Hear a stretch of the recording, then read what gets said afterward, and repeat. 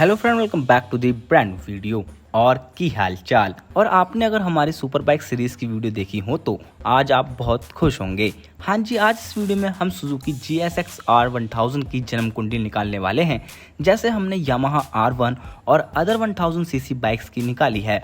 और उन वीडियोस का लिंक आपको right hand side I button और डिस्क्रिप्शन में मिल जाएगा। तो बात है सुपर बाइक्स की इंडिया में, तो यहाँ कुछ गिने चुने ब्रांड हैं जिन्हें ज़्यादा पसंद करा जाता है, जिसमें आती है यामाहा, कावासाकी और सुजुकी।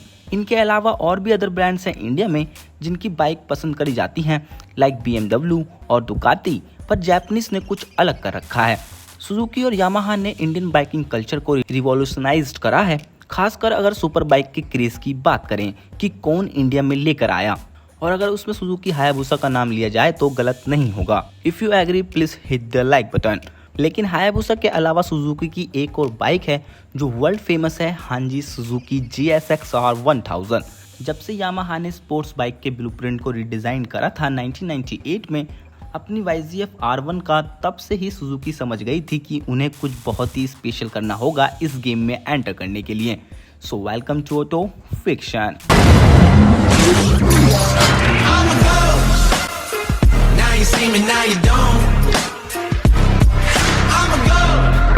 शुरुआत करते हैं सुजुकी की सुपर स्पोर्ट बाइक की दास्तां की।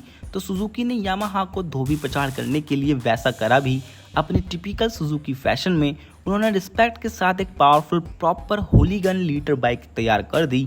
सुजुकी की GSX R1000 सुजुकी की सुपर स्पोर्ट 1000 सीसी वाली बाइक है जो 2001 में लॉन्च हुई थी और इसने सुजुकी GSX R1100 को रिप्लेस करा था। लेकिन इसकी सबसे खास बात थी इसका मैसिव पावर, वो भी कम बॉडी वेट के साथ। सुजुकी GSX R1000 बिगर वर्जन तो था ही GSX R750 का, बल्कि इसके साथ साथ इसमें बहुत सारे पार्ट्स इसके छोटे भाई GSX R750 से लिए गए थे।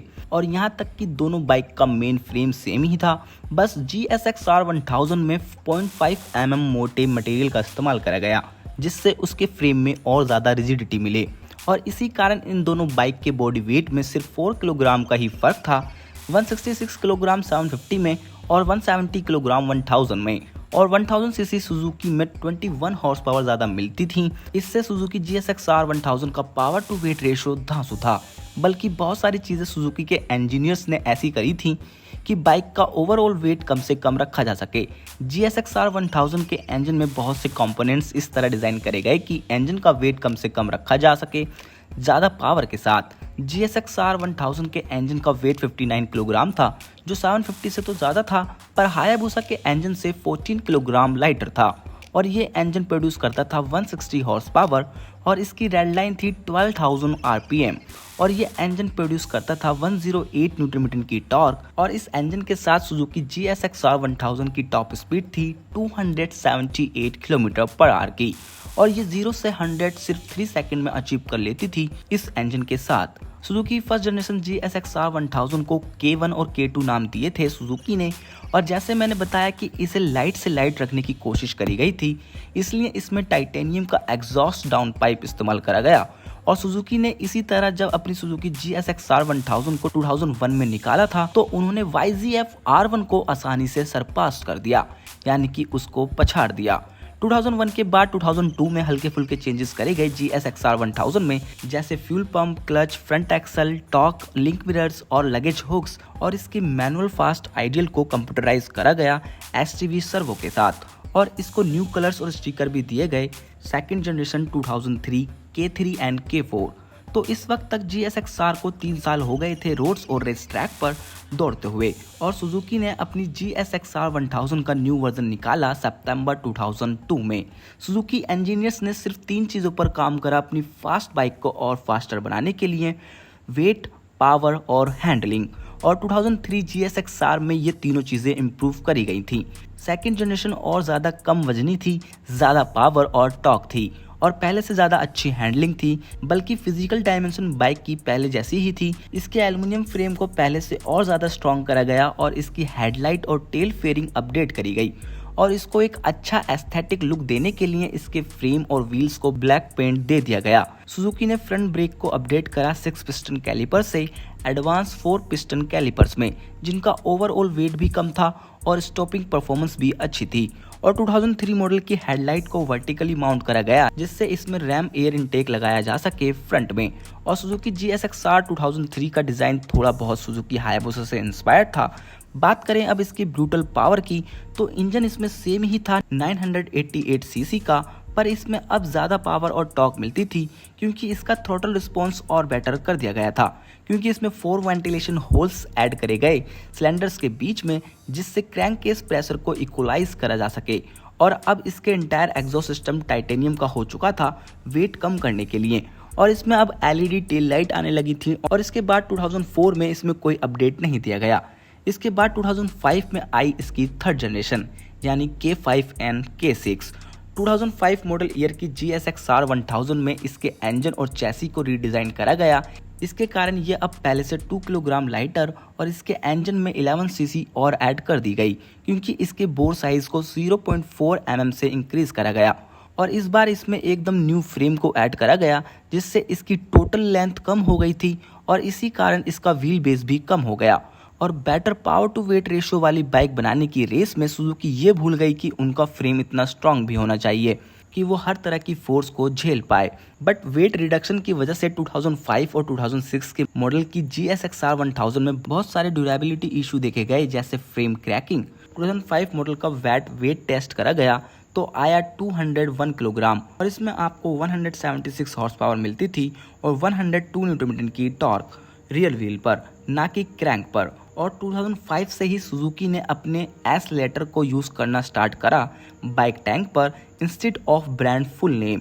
और ऐसे ही 2006 में ज़्यादा चेंजेस नहीं करे गए बाइक में और इस जनरेशन की बाइक की टॉप स्पीड थी 286 किलोमीटर पर आवर की। 2007 फोर्थ जनरेशन K7। 22 सितंबर 2006 में सुजुकी ने अपनी अपडेटेड GSX-R 1000 को इंट्रोड्यूस करा गया 2007 के लिए पेरिस मोटर शो के अंदर। और इस बार की न्यू बाइक 6.4 किलोग्राम हैवी हो गई थी न्यू एग्जॉस्ट सिस्टम और न्यू एमिशंस रेगुलेशन की वजह से। और इस वेट इंक्रीज को काउंटर करने के लिए सुजुकी ने कुछ चेंजेस करे, जैसे improved aerodynamic, faster raving engine and larger throttle body. पर यह सब एक क्लेम ही था, क्योंकि ये जनरेशन बिल्कुल पिट चुकी थी, यानी कि इसको ज़्यादा पसंद नहीं करा गया। और इसमें इस बार 3 डिफरेंट इंजन मैपिंग कॉन्फ़िगरेशन दी गई थी, जिन्हें आप हैंडल बार से ही सिलेक्ट कर सकते थे। और ये जापानीज बाइक फर्स्ट बाइक थी जिसमें वेरिएबल पावर मोड्स देखने को मिले। और इस जनरेशन में GSX-R 1000 में हाइड्रोलिक क्लच भी दिया गया था।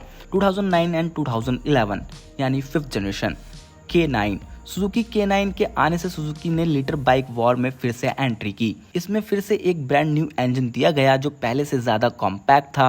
बहुत सारे टेक्निकल अपडेट्स दिए गए, जैसे higher compression, bigger valves with dual springs, bigger bore and shorter stroke. कहा जाए तो ये एक न्यू इंजन ही था, पर इसको अपडेट करा गया था, जो कि ब्रांड न्यू चैसी में ही बिठाया गया था। और इसके कंट्रोवर्शियल ट्विन पाइप एग्जॉस्ट पहले जैसे ही थे, पर इसके रीडिज़ाइन चैसी की वजह से इसका 7 किलोग्राम वजन कम हुआ था। पर सुजुकी ने ये सब काफ़ी लेट करा, क्योंकि जो कंपटीशन था यानी कि इसके राइवल जो थे वो गेम में काफ़ी आगे बढ़ गए थे। 2009 एक ऐसा ईयर था जो कि बाइकिंग कल्चर के लिए काफ़ी एक्साइटेड ईयर था, क्योंकि उस वक्त सिर्फ बातें हो रही थी new cross plane R1 engine की, होंडा के सॉलिड ब्लेड्स की और BMW की तरफ से आने वाली अवेटेड BMW S1000 RR की, जिसमें फैंसी इलेक्ट्रॉनिक पैकेज दिया गया था। इसलिए सुजुकी GSX-R 1000 वैसे एक धमाकेदार पैकेज था, लेकिन उसमें कोई स्टैंड आउट फीचर नहीं था। और फाइनेंशियल क्राइसिस के आने की वजह से भी जापानीज बाइक मैन्युफैक्चर थोड़े डाउन से हो गए थे। और साथ के साथ यूरोपियन कंपटीशन दूसरी ओर बढ़ता जा रहा था, जैसे KTM, BMW, अप्रिला और दुकाटी। 2012, 13 एंड 14 सुजुकी GSX-R 1000 का अब एक तरह से डाउनफॉल स्टार्ट हो गया था, क्योंकि सुजुकी के लिए कुछ भी अच्छा नहीं हो रहा था। 2012 के अपडेटेड वर्जन के बाद भी सुजुकी GSX-R 1000 काफ़ी पीछे थे अपने कंपटीशन से, क्योंकि दूसरी तरफ BMW, अप्रिला, दुकाटी और कावासाकी सब डेमोन्स्ट्रेट कर रहे थे कि कैसे होगा फ्यूचर ऑफ स्पोर्ट बाइक, जैसे कि अब बाइकों में ट्रैक्शन कंट्रोल और रेस ABS मिलने लगे थे। और दूसरी तरफ GSX-R 1000 में इनमें से कुछ नहीं मिल रहा था और इसमें न राइड बाय वायर वाली टेक्नोलॉजी थी। उस टाइम तक ये एक ओल्ड फैशन बाइक लगने लगी थी, लेकिन जो लोग ओल्ड स्कूल बाइक पसंद करते थे बिना किसी इलेक्ट्रॉनिक इंटरफेरेंस के, उनके लिए ये बाइक आज भी बेस्ट बाइक थी। 2017 L7। 2017 मॉडल सुजुकी ने आइकमा में लेट 2016 में इंट्रोड्यूस करा और इस बार इसमें एकदम कम्प्लीटली ऑल न्यू इंजन था 2009 के बाद से। न्यू इंजन में हायर आरपीएम लिमिट थी और मैकेनिकल वेरिएबल वाल्व टाइमिंग थी, जो कि पिछले 10 साल से सुजुकी अपने मोटोजीपी बाइक में यूज कर रही थी। और ड्राइव बाय वायर थ्रॉटल भी इस बार ऐड कर दिया गया। और ये मॉडल सुजुकी GSX-R 1000 का फर्स्ट मॉडल था जिसमें IMU यानी इनर्शियल मेजरिंग यूनिट थी। 2017 सुजुकी GSX-R 1000 मॉडल के साथ साथ सुजुकी ने अपनी up spec bike Suzuki GSX-R 1000R को भी रिलीज करा और इस एक्स्ट्रा R के साथ इसमें motion track brake system, by directional quick shifter और लॉन्च कंट्रोल जैसे फीचर मिलते थे। और इसकी स्पेसिफिकेशन थी 202 हॉर्स पावर और 103 न्यूटन मीटर की टॉर्क। और इसी तरह आज तक अभी इसमें कोई मैसिव अपग्रेड नहीं आया है, सिर्फ कंपटीशन के साथ साथ हल्के फुल्के चेंजेस होते रहे हैं GSX-R 1000 में, लेकिन ऐसा कोई स्टैंड आउट फीचर नहीं जो कि इसको सबसे अलग बना सके। लेकिन फिर भी सुजुकी GSX-R 1000 एक बेहतरीन स्पोर्ट बाइक है लीटर क्लास कैटेगरी में। तो यही थी इसकी ओवरऑल जर्नी जो आपने देखी। आशा करता हूँ आपको 1000 लीटर की बाइक सीरीज की वीडियोस में मजा आ रहा होगा। तो ऑटो फिक्शन यूट्यूब चैनल को अभी से सब्सक्राइब करें ऐसी ही अमेजिंग वीडियोस देखते रहने के लिए बेल आइकन के साथ। Thanks for watching.